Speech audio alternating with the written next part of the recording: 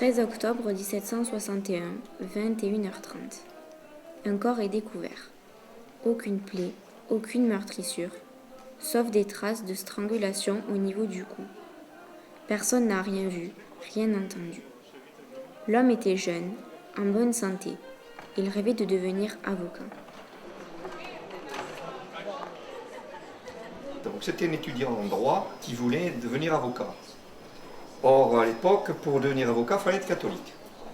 Donc on soupçonnait le fils d'essayer de changer de religion et devenir catholique. Ce fameux jour où l'affaire a commencé, ils étaient en train de manger à l'étage et le fils, à un moment donné, est descendu. Il était habitué à jouer au billard, mais c'était un jeu où on jouait de l'argent. Et on savait qu'il avait des dettes. La famille s'est inquiétée de ne pas le revoir pendant le repas. Et ils sont descendus, ils ont vu que la porte était ouverte, et ils ont poussé un petit peu, et ils ont vu leurs enfants pendus. La pièce donne sur la rue. Une foule de voisins commence à se rassembler, attirés par le cri. Que s'est-il passé? Qui a tué? Qui l'a tué? 250 ans après, les élèves de 4e 3 mènent l'enquête. Donc, beaucoup de cris, ça a alerté un certain nombre d'habitants. Tous ceux qui étaient dans la rue sont venus voir ce qui se passait. Entre-temps, apparemment, ils ont dépendu ce garçon parce que quand on se suicidait, on n'avait pas le droit aux obsèques religieuses. Donc ils ont fait comme s'il avait été étranglé et non pas pendu par lui-même. Là-dessus, on appelait le capitole Baudrigue, qui est venu et qui tout de suite considérait que c'était le père qui avait tué son fils. Pour la bonne raison que vous le soupçonnez de vouloir redevenir catholique. Et tout le monde s'est mis à hurler, on a fanatisé la foule, ils ont amené là toute la famille et ils ont interrogé, ils ont torturé. Dans la foule, des voix crient. Les protestants assassinent leurs enfants. Le fils Calas voulait devenir bon catholique. C'est pour ça qu'ils l'ont tué. David de Baudric s'étonne, puis rapidement se forge une conviction. Les Calas ont commis le plus atroce des crimes. Ils ont assassiné leur propre enfant parce qu'ils voulaient se convertir au catholicisme. Il ne reste qu'à le prouver. À l'époque, Toulouse est une ville majoritairement catholique. Sur 50 000 habitants, il n'y a que quelques centaines de protestants. Pour avoir le droit d'habiter à l'intérieur de Toulouse, ils ont dû se convertir au catholicisme. On les appelle des néo-convertis. Toulouse n'aime pas les protestants. Le sieur David de Baudric non plus. Il les croit capables de tout et du pire. Il mène une enquête à charge. Voilà, donc ça c'est un recueil de pièces concernant l'affaire Calas. Et on a là une pièce exceptionnelle qui sont donc les chefs de monitoire. Les chefs de monitoire, c'était les appels à témoins qui ont été lus suite à l'arrestation de M. Calas. Ça se disait où, les chefs de monitoire? Alors en temps normal, c'était placardé en place publique ou lu en place publique. Mais pour cette affaire particulièrement, eh bien, l'avocat du roi a demandé une autorisation spéciale à l'archevêque de Toulouse, c'est noté ici, pour avoir le droit de lire ces chefs de monitoire le dimanche matin dans les églises de la ville. Donc ils ont été lus plusieurs dimanches d'affilée pour recueillir des témoignages. Et il y a beaucoup de personnes qui ont témoigné? Eh bien, on a recueilli environ 200 témoignages contre M. Calas. Je vais vous lire un ou deux extraits de ces chefs de monitoire et vous allez voir comment le discours a été orienté pour prouver l'accusation de Jean Calas.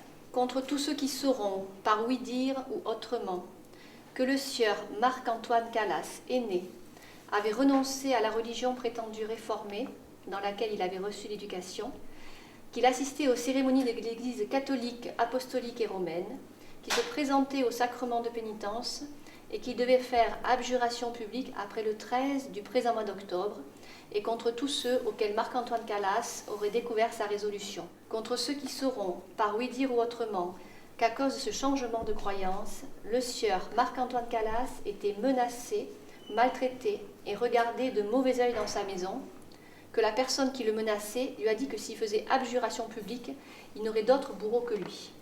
Alors vous voyez, contre ceux qui seront par ouï-dire ou autrement. Par ouï-dire ou autrement, donc on prend en mesure tout ce qui est ragot, rumeur à cette époque, et ça va compter comme témoignage.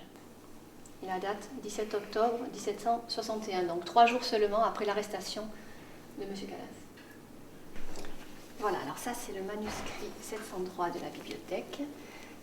C'est un manuscrit qui a été écrit par un Toulousain qui vivait au XVIIIe siècle et qui assistait à tout ce qui se passait d'important dans la ville. Il s'appelait Pierre Barthès, ce monsieur, et donc vous allez voir un petit peu ce qu'il dit de cette affaire.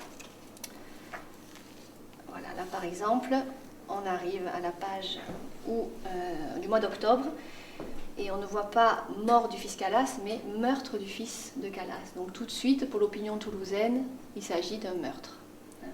Alors je vous précise que Pierre Barthès était catholique. Ils ont considéré que le père était coupable et ils l'ont condamné très vite à condamnation à mort. C'était d'abord, quand même, après vous avoir torturé pour le faire avouer, il n'a jamais avoué. Il a toujours dit qu'il était innocent.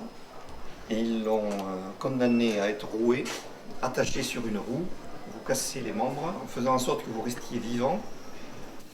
On arrive 5 mois plus tard, au mois de mars 1762.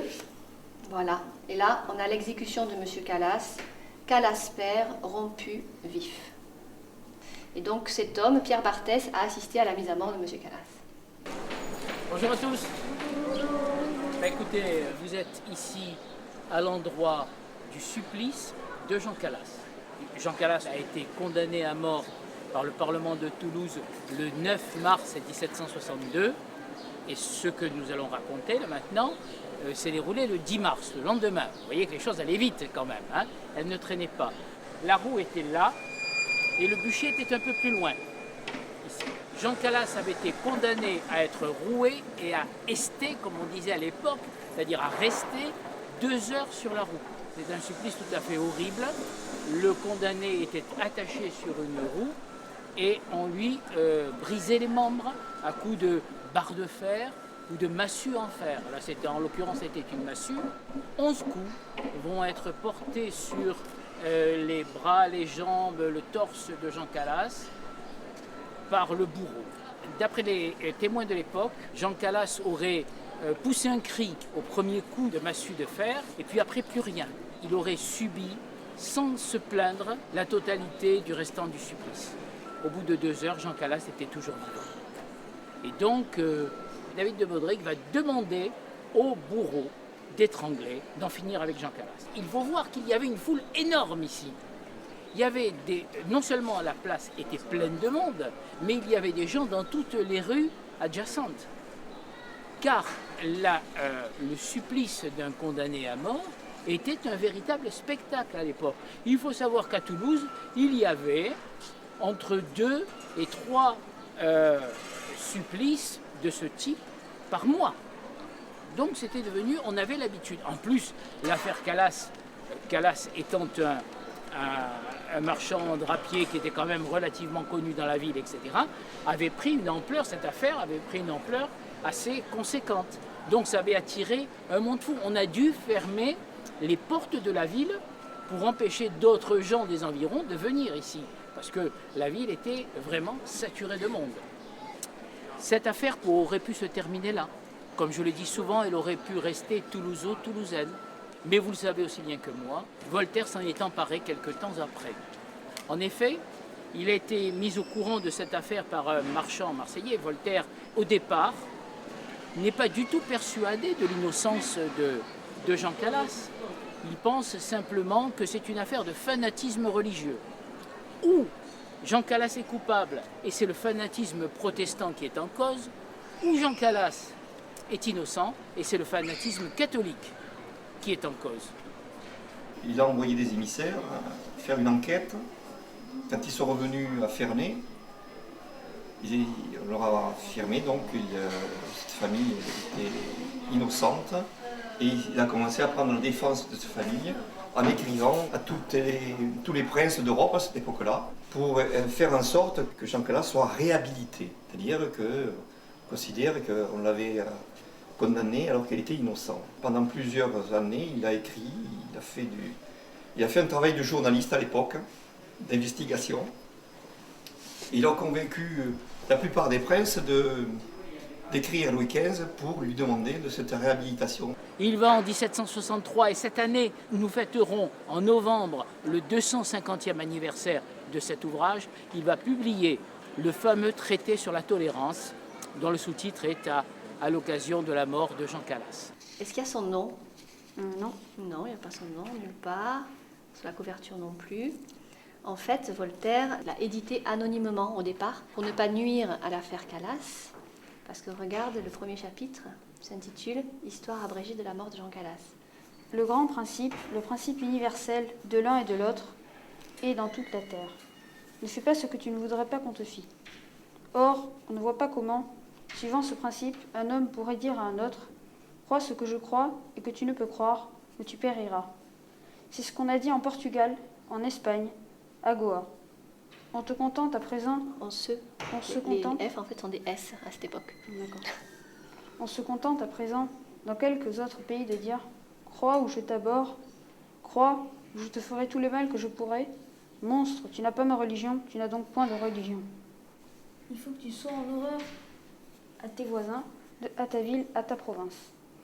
S'il était de droit humain de se conduire ainsi, il faudrait donc que le japonais détestât le chinois, qui aurait en exécration le siamois. Celui-ci poursuivrait les gangarides qui tomberaient sur les habitants de l'Indus. Un mongol arracherait le cœur au premier malabar qu'il trouverait. Le malabar pourra égorger le persan qui pourrait massacrer le turc. Tous ensemble se jetteraient sur les chrétiens qui se sont si longtemps dévorés les uns les autres. Le droit de l'intolérance est donc absurde et barbare. C'est le droit des tigres, et il est bien plus horrible, car les tigres se déchirent que pour manger, et nous sommes exterminés pour des paragraphes. Ce traité de la tolérance a fait le tour du monde, et aujourd'hui, encore d'actualité, quand vous le lisez, on a l'impression que c'est écrit aujourd'hui, parce que les intolérances, nous les connaissons encore aujourd'hui, peut-être moins en France, puisqu'on a pris quelques dispositions pour éviter ces intolérances religieuses. Mais dans certains pays encore, on voit qu'on n'est pas loin de la situation de cette époque-là, de 1762. Et pour un certain nombre d'entre nous d'ailleurs, on pense que le traité sur la tolérance, c'est le premier texte initiateur des lois sur la laïcité de 1905.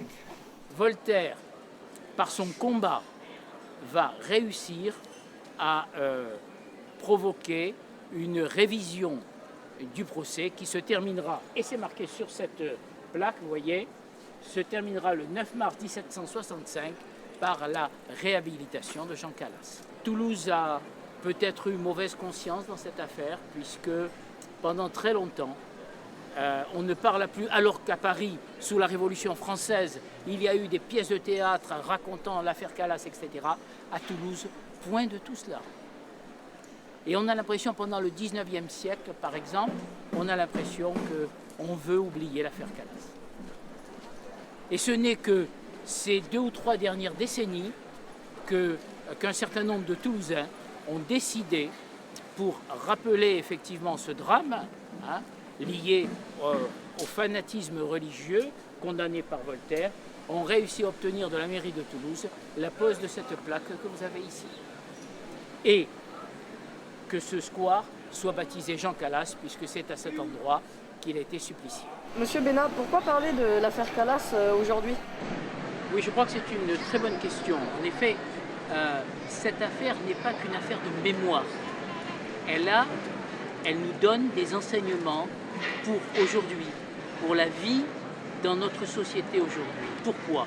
Rappelez-vous ce que je disais sur Voltaire.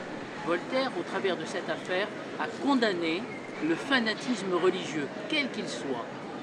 Mais pour nous, aujourd'hui, ça veut dire quoi? Ça veut dire que chacun a le droit de croire ou de ne pas croire, de pratiquer ou de ne pas pratiquer la religion de son choix, peu importe. Mais ça doit rester dans la sphère privée, ça doit rester vraiment dans l'univers de chacun. Et ça ne doit en aucune façon venir perturber la vie de tous. Parce que nous n'avons pas tous les mêmes idées, parce que nous n'avons pas tous les mêmes convictions religieuses, philosophiques, etc. Donc cette affaire, qu'est-ce qu'elle nous apprend? Elle nous apprend que ce qui est important, c'est la liberté de penser. La liberté laissée à chacun de penser comme il veut. La liberté de conscience. Ça nous apprend que les convictions philosophiques ou religieuses doivent être mises à égalité. Il n'y en a pas qui soient supérieurs à d'autres. Il y a, au cœur de cette affaire et des enseignements que nous en tirons, il y a la notion de respect. Respect de l'autre, respect de la manière dont il pense, de ce à quoi il croit, respect des autres et de soi-même. Je crois que c'est une leçon que nous devons construire au quotidien. Et cette affaire nous apprend effectivement qu'il est important d'avoir une démarche d'acceptation de l'autre avec toutes les différences. C'était Saint-Exupéry qui disait « Si tu es différent de moi, loin de me léser, au contraire tu m'enrichis ». Et on s'enrichit des différences de l'autre, on n'a surtout pas à les combattre. Le vivre ensemble que nous préconisons, c'est effectivement un vivre ensemble qui s'appuie d'abord et avant tout sur ce type de notion.